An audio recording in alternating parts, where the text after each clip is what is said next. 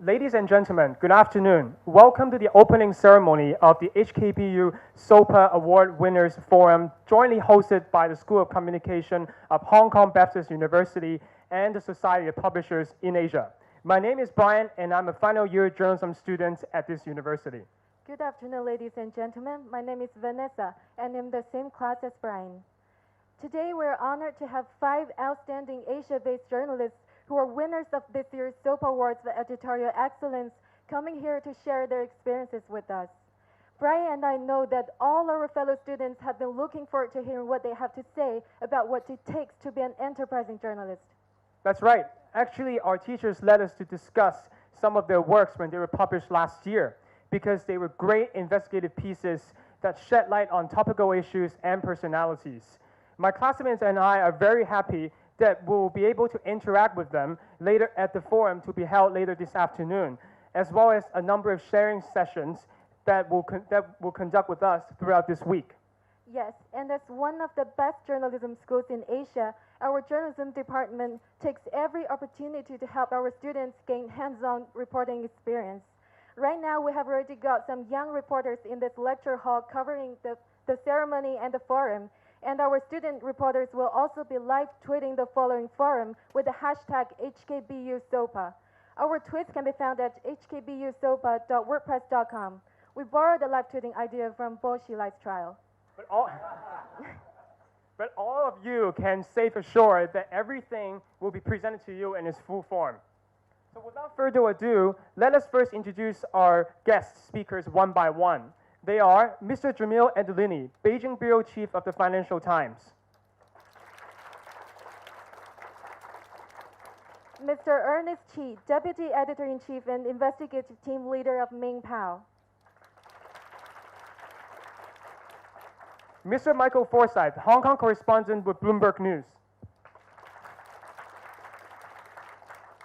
Mr. Thomas Fuller, Southeast Asia Correspondent with the New York Times. And Mr. Tatira May, National News Editor for the Phnom Penh Post. Now we'll pass the floor to Professor Rick Wong, Vice President of Hong Kong Baptist University, who will deliver the welcoming speech on behalf of the university. Welcome, Professor Rick Wong. Welcome.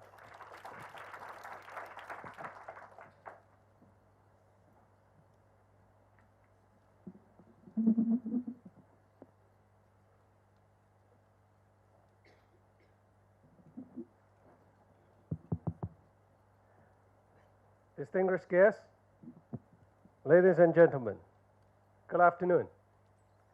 On behalf of Hong Kong Baptist University, I would like to welcome you to the first HKBU SOPA Award Winners Forum. Hong Kong Baptist University has a long history of teaching journalism.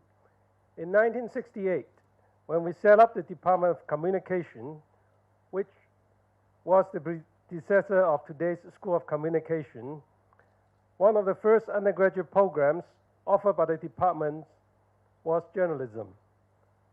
Since then, our journalism graduates have developed a reputation of being professional and conscientious in performing their duties of keeping the public informed and keeping the powers to be on their toes.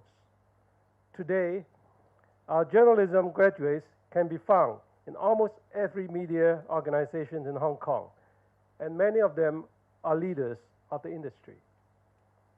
Some of them have moved into related professions such as public relations, politics, and public administrations, where they are doing an outstanding job in contributing to the development of Hong Kong. In 2007, we launched a master program in international journalism studies. While most of our undergraduates are from Hong Kong, most of the students on our master programs are from the mainland. In recent years, an increasing number of students have also come from overseas because of our excellent journalism program that is taught in English. Even though the master program has been running for just 7 years, its graduates have joined their undergraduate counterparts in making their presence felt in Hong Kong, the mainland, and the region. Many of them are working for China's leading news organizations and the local and overseas bureaus of international media. My colleagues at the Department of Journalism know that journalism education cannot be detached from what is happening in the field.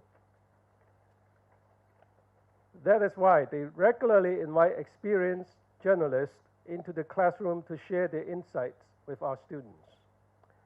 It was for this reason that they have organized the Pulitzer Prize Winners Workshop since 2006 by inviting winners of the prestigious award to come here to share their experiences. Every time it's held, the workshop attracts students and journalists from not just Hong Kong, but also other parts of China. They all relish the opportunity of interacting with some of the American's top journalists. Building on the success of this workshop, we feel that we should also do the same for journalists in Asia. In fact, journalists in this region often work under much more trying circumstances than their American counterparts.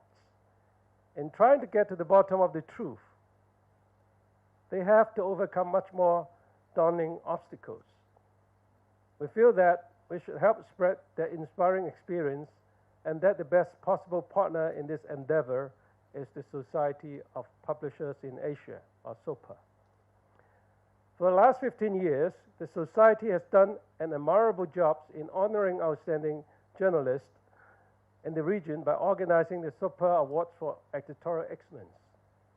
We are delighted that SOPA share our will and have spared no efforts in helping to organize this forum. I was told that my colleagues first got in touch with SOPA in mid-August. And here we are, less than 3 months later. The ideas has turned into reality.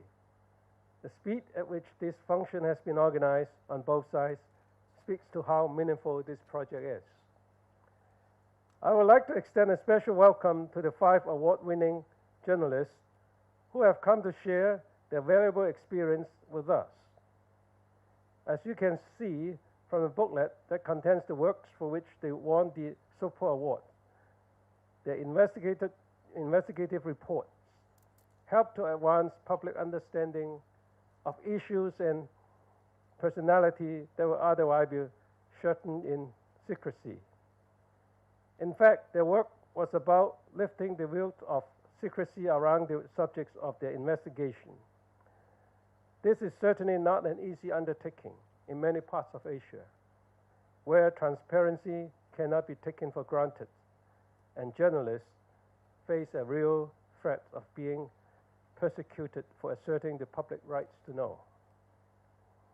As a member of the Hong Kong BU administration, I admit that there are times when negative media reports about this university bothers me, but I know that it is only proper that this university, like other public bodies, is subject to public scrutiny, and that the university administration has to be accountable for its acts and omissions. Our attitude in handling media scrutiny is this: we will humbly learn from criticism where we have failed. Where the criticism are unwarranted, their publication would afford us an opportunity to clarify our position and rectify any misunderstandings. Here in Hong Kong, we are blessed that freedom of speech and freedom of the press are our core values, and we have a vibrant press that is not afraid of exposing the wrongdoings of our government, our officials, and our public institutions, including universities. As a citizen of Hong Kong, I'm happy that our media are taking their watchdog function seriously, because the checks and balances provided by a free press are vital to the function of a free society. In closing, I wish this forum every success in raising public recognition of the role played by the investigative journalism in propelling a free society forward. Thank you very much. Thank you, Professor Wong, and please be seated. Next, let us now invite Mr. Tom Leander, Chairman of the Editorial Award Committee of the Society of Publishers in Asia, to share his thoughts with us. Welcome. Thank you very much, ladies and gentlemen, and distinguished speakers. Also to C.K. Lau, who is the man most responsible for this joint collaboration between two organizations which should have, quite frankly, worked together before.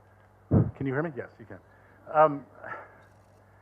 I have been chairman of, so this is my third year as chairman of the SOPA committee, and also I had a brief period where I wasn't on it because I was living in a foreign country, but before then I was on the committee for over 5 years. And as concerns SOPA, I saw these awards grow in very important ways over the time that I was here before and now that I've come back, and I've even seen growth in the past 3 years. Frankly, there's really no substitute for these awards in Asia. They're extremely important. They provide examples of the best work in the region, and they also provide us with a platform and a dedication to enhance that work, to go out and reach and find out and celebrate the people that are doing that work under extremely difficult conditions, as the professor said earlier, in some ways under greater constraint than you would find in the United States and in other countries around the world. Now, SOPA has been around for 15 years, but we're not quite a relic, actually. We've been growing a bit. Our most recent year had the most amount of entries ever, and we grew in significant categories where we really need to grow. We grew in regional publications, such as the Phnom Penh Post, a lot more entries from an outreach that we had done, and also from Chinese language publications. Now we're trying to drive to get greater increase in entries from Chinese language publications on the mainland as well. It's a bit of a gap for us, and also difficult to figure out how to do that in ways which allow people to feel safe to submit their best work. SOPA is an interesting animal. It's a bit of a labor of love on the part of the people who were involved with it. It's also very different than we like to say sometimes that we would like to be the Pulitzer Prize of Asia, but actually we're quite different. We were started as a publishers organization, and the editorial award started 15 years ago. And one of the things that we first had to establish is to be completely independent from the publishers themselves, who always want to imprint their own ideas and commercial ideas and somehow get themselves mixed up in our decision making. And over the years, what we've seen is a more codified independence, and we're quite proud of that. Now, one thing we've never done is bring the SOPA Awards out from the ceremonial proceedings themselves into the public and into people who want to, in front of people who want to be journalists. And I'm somewhat ashamed to say that we've never managed to do this, although Christine Wong and I have talked about having a winners forum for many years. We just somehow never was able to get it together. So when C.K. Lau gave us a call only several months ago and said, do you think this is a good idea? Would you be able to even consider this? We went, oh my God, finally someone is going to bring a solution right to us. And I don't think, besides Christine's tremendous amount of work in organizing this and getting it together, I don't want to take credit for SOPA. Actually, it was it was Baptist University that had the great idea, that had the will to put it together, and thank you so much for following up on this. I also want to thank the winners for devoting their time during hard work weeks and I mean, under a tremendous amount of pressure, I'm sure, with Jamil, Ernest, Michael, Thomas, and Tara for being able to put themselves forward and to speak about what it is that made their work so distinguished, and we hope, of course, will be continued to do so. One thing I do want to stress, this is the most appropriate audience for this kind of symposium, this kind of forum. The reason is that SOPA itself is a growing awards, growing importance, and a standard bearer of free speech in this region. One of you, maybe 10 of you, will be submitting to SOPA, or maybe many more, and there will be winners in this room several years to come. So I want you, if you can, to pay attention to the wise words of the practitioners of investigative journalism, which in some ways is the highest form of the art, and truly enjoy yourself. Absorb as much as you can. Talk to these speakers and pull them aside, and wish the best of luck to all of you, because if I'm involved with SOPA 5-10 years from now, I know I'll be seeing some of you going up to the stage themselves. Thank you very much. Thank you, Mr. Tom Leander. Please be seated.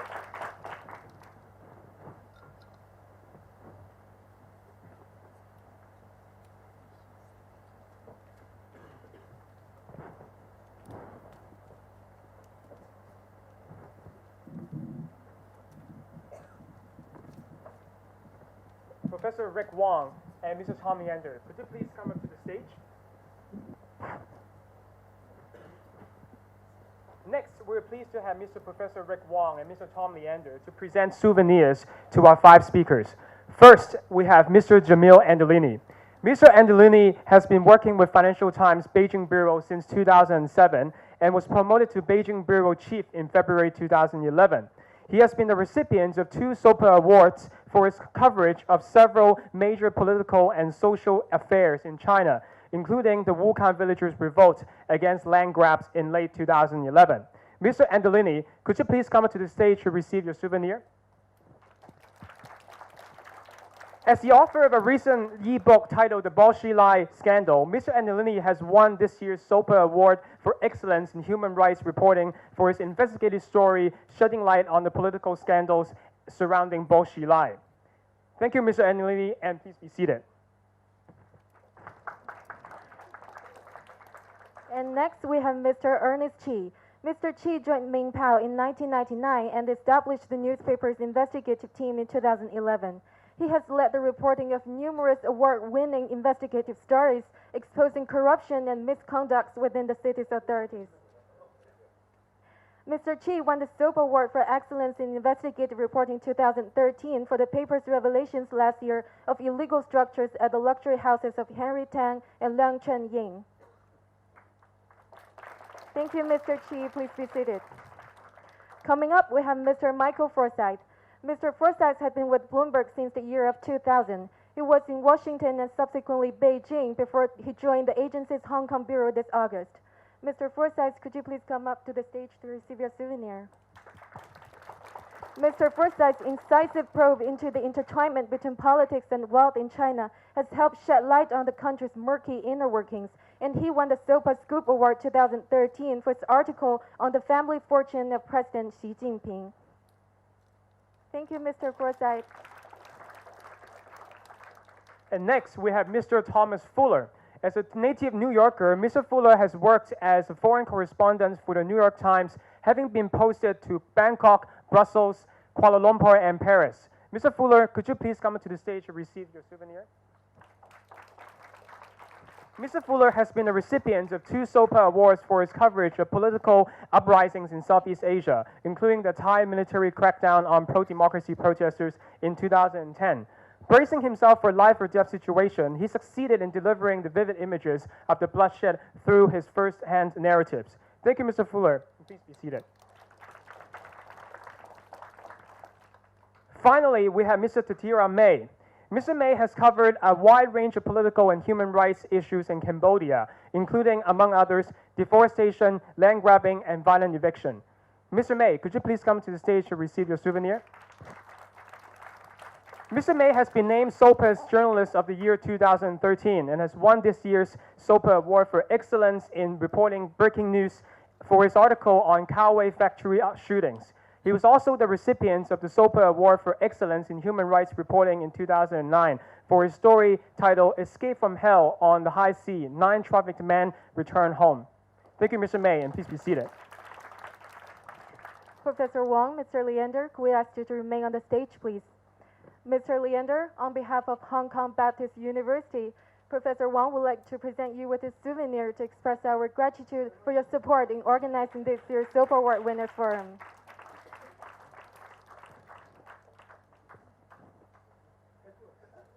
Now we would like to invite all the speakers, Dean of School of Communication, Professor Huang Yu, and faculty members of the Department of Journalism to come up to the stage for a group photo, please.